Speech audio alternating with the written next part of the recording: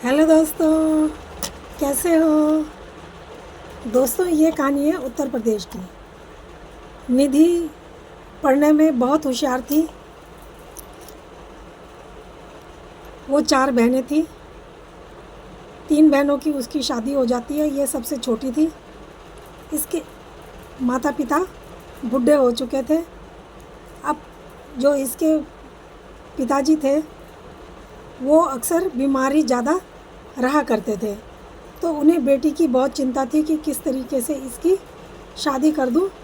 और लेकिन ये जो लड़की थी निधि, ये पढ़ने में होशियार थी। ये चाहती थी कि मैं पढ़ाई करूं खूब और कुछ बनूं, इसका सपना था।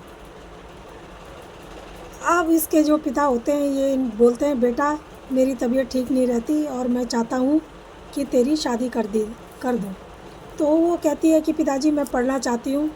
पिता कहते हैं, बेटा मेरी तबीयत ठीक नहीं रहती, ससुराल में जाके ही अपनी पढ़ाई पूरी करना। कोई अच्छा लड़का देखते हैं और उसकी शादी कर देते हैं।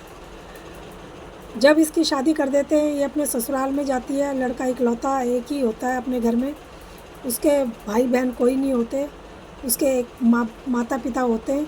उसके पिता शादी के कुछ टाइम बाद उनकी अचानक ही मृत्यु हो जाती है।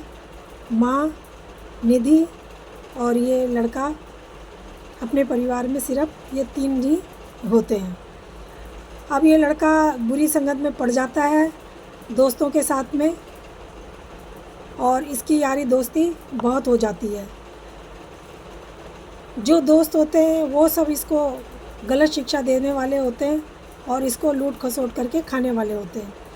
कोई भी उनमें से अच्छा नहीं होता जो इसको कोई समझ की बात बता सके। अब ये जो है ये गलत संगत में पड़ के और ड्रिंक वगैरह करने लगता है और इतना आदी हो जाता है कि बहुत ज़्यादा घर में आके कलेश करता और मारपीट करता और गालियाँ देता। अब इसकी माँ जो है इसको समझाती, लेकिन माँ की बात भी ये समझता नहीं और पत्नी की बात भी ये समझता नहीं। अब जब ऐसे होते करते इसकी आदतें इतनी ज़्यादा ख़राब हो गई थी कि निधि की बर्दाश्त से बाहर हो गया।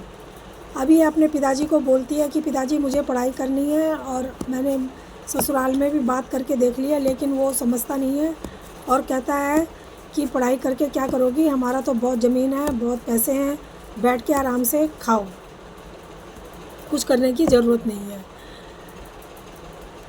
इसके पिताजी कहते हैं, कोई बात नहीं बेटा, जैसे ससुराल में बोलते हैं ऐसा ही तुम्हें करना पड़ेगा, हम इसमें क्या कर सकते हैं, जैसे उनकी राजी।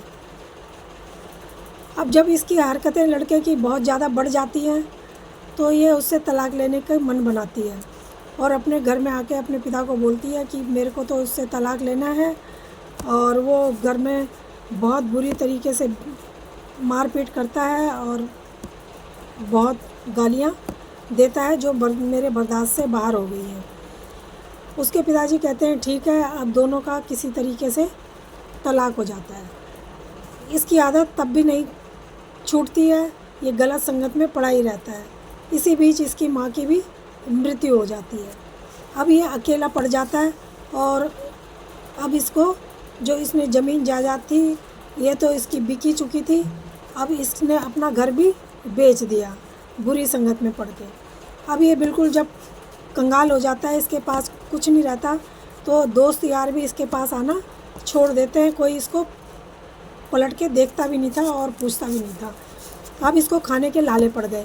जब ये इसके पास खाने के लिए भी कुछ नहीं बचा तो ये बहुत परेशान हो गया और एक छोले भटूरे की रेहड़ी पे जाके काम करने लग गया। इसी बीच इसकी जो पत्नी थी निधि, उसकी वो एसडीएम बन जाती है। अपना कोर्स पूरा करके एग्ज़ाम दे के एसडीएम बन जाती है और दूसरी जगह इसकी नौकरी कहीं लग जाती है।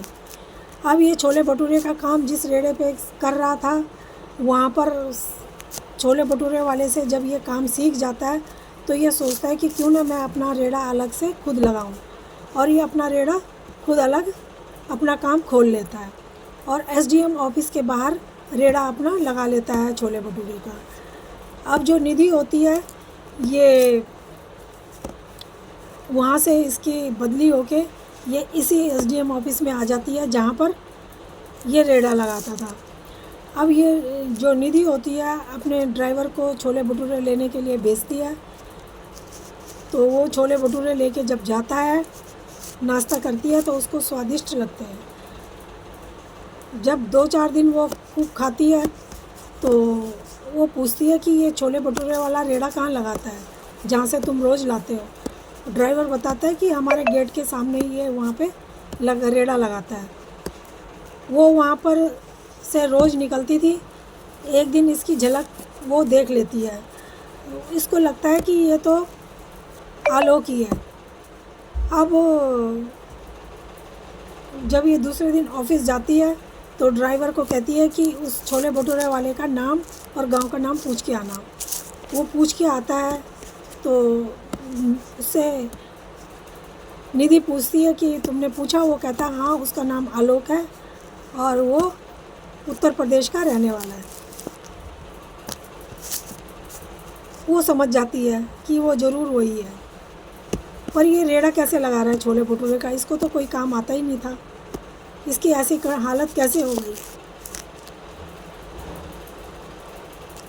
अब एक दिन वो ड्राइवर को कहती है कि उस छोले भटूरे वाले को बुला के लाओ मेरे रूम में।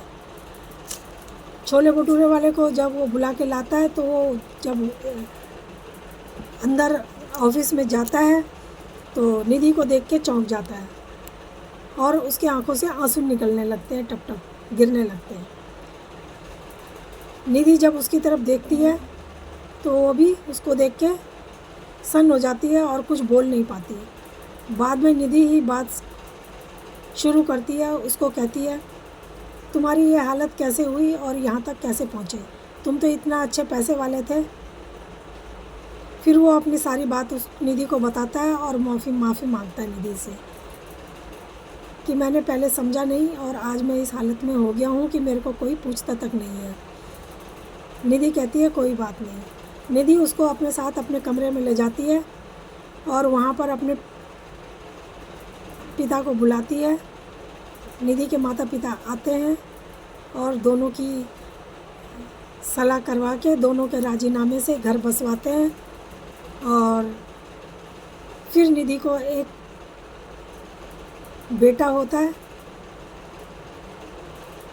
फिर इनका जो है आपस में सब काम सही होने लगता है। निधि उसको एक बड़ा सा होटल खोल के देती है और जिसमें वो अब काम नहीं करता था, सिर्फ बैठा रहता था और उसके कर्मचारी काम करते रहते थे। तो दोस्तों, ये कहानी कैसे लगी? अगर अच्छी लगी हो तो प्लीज़ लाइक और सब्सक्राइब ज़रूर करना। धन्यवाद।